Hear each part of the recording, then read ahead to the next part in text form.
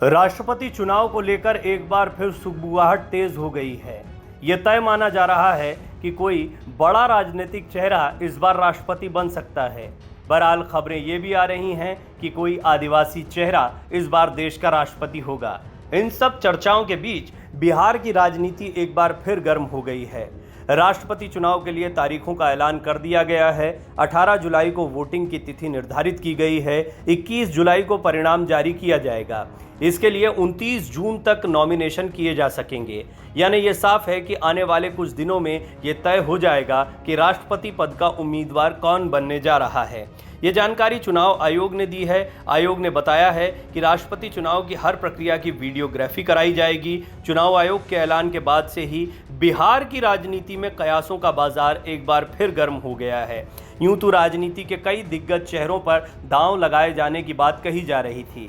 यहाँ तक कि मायावती और राजनाथ सिंह जैसे बड़े राजनीतिक चेहरे भी राष्ट्रपति पद के चुनाव की दौड़ में दिखाई दे रहे थे। वहीं क्या राष्ट्रपति पद के लिए कोई मुस्लिम चेहरा उम्मीदवार होगा या ये तय माना जाए कि कोई आदिवासी चेहरा इस बार भारत का राष्ट्रपति बनने जा रहा है, जैसी खबरें भी आपने सुनी होगी। लेकिन सबसे ज़्यादा दिलचस्प चर्चा बिहार की राजनीति में रही, क्योंकि यहाँ पर नीतीश कुमार के नाम को कई बार उछाला गया। एक बार फिर बिहार की राजनीति में सुगबुगाहट का दौर तेज हो गया है। बिहार में कयासों का बाजार गर्म हो गया है और राजनीतिक पंडित अभी से अनुमान लगाने लगे हैं। कुछ दिनों से बीजेपी और जेडीयू के रिश्ते में काफी नजदीकियां देखने को मिल रही है। इतनी मिठास तब दिखाई दे रही है जब दोनों पार्टियां कई मुद्दों पर बिल्कुल विपरीत राय रखती हैं। अब बिहार की राजनीति पर नजर रखने वालों के लिए तो ये सवाल जरूर होगा कि आखिर इन नजदीकियों की क्या वजह हो सकती है। क्या नीतीश कुमार देश के अगले राष्ट्रपति बनने जा रहे हैं? 2 दिन पहले कार्यक्रम में शिरकत करने आए नितिन गडकरी ने नीतीश कुमार की जमकर तारीफ की थी। उन्होंने कहा, केंद्र में नरेंद्र मोदी की सरकार और बिहार में नीतीश कुमार दोनों मिलकर बिहार का विकास कर रहे हैं। उन्होंने तारीफों के पुल बांधे।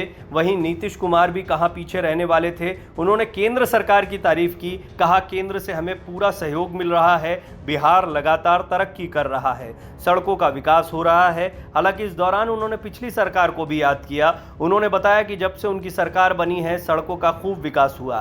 पहले बिहार के सबसे दूर के इलाके से पटना आने का 6 घंटे का लक्ष्य था, अब इसे 5 किया गया है।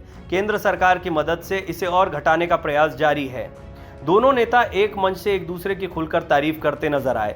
घोषणाओं का शिलान्यास और योजनाओं का उद्घाटन करते हुए केंद्रीय पथ परिवहन निर्माण मंत्री नितिन गडकरी ने गांधी सेतु के समानांतर पुल बनाने का ऐलान किया। उन्होंने कहा कि 2024 तक मैं इस पुल का उद्घाटन नीतीश कुमार के साथ करने दोबारा आऊंगा। वहीं नीतीश कुमार ने भी गडकरी को बार बार आते रहने का निमंत्रण दे डाला। इतना ही नहीं, बिहार के विकास, सड़कों के निर्माण के लिए केंद्र और नितिन गडकरी का धन्यवाद भी किया। इसके बाद दूसरा मौका था टेक्सटाइल और लेदर नीति के उद्घाटन का। इस बार बीजेपी के उद्योग मंत्री शहनवाज हुसैन और नीतीश कुमार एक साथ थे।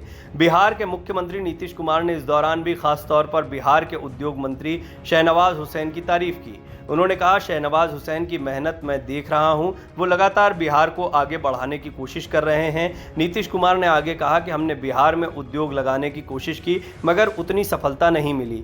नीतीश कुमार ने यह भी कहा कि हम केंद्र सरकार के सहयोग और शहनवाज हुसैन की मेहनत को देख रहे हैं। इस दौरान बाहर के इन्वेस्टर्स अधिवेशन भवन में आए थे।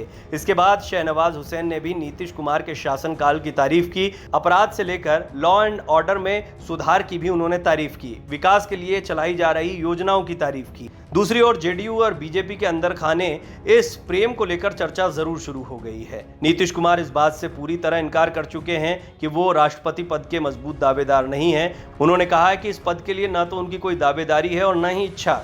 हाँ, इस बात को वो ज़रूर जता चुके हैं कि केंद्र की राजनीति में वो जाना चाहते हैं। वहीं जेडीयू के नेता मानते हैं कि उनसे योग्य और अनुभवी नेता इस वक्त कोई नहीं है।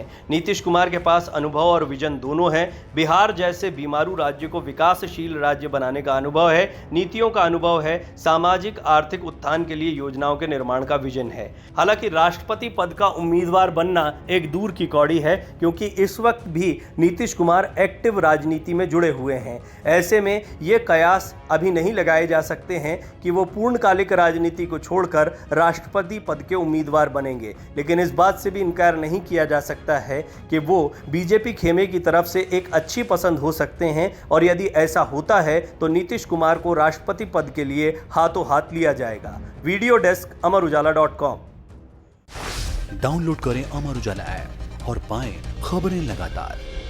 अगर आप ये वीडियो YouTube पर देख रहे हैं तो हमारे चैनल को सब्सक्राइब करें और बेल आइकन को दबाना ना भूलें। अगर आप Facebook पर ये वीडियो देख रहे हैं तो हमारे पेज को लाइक करें।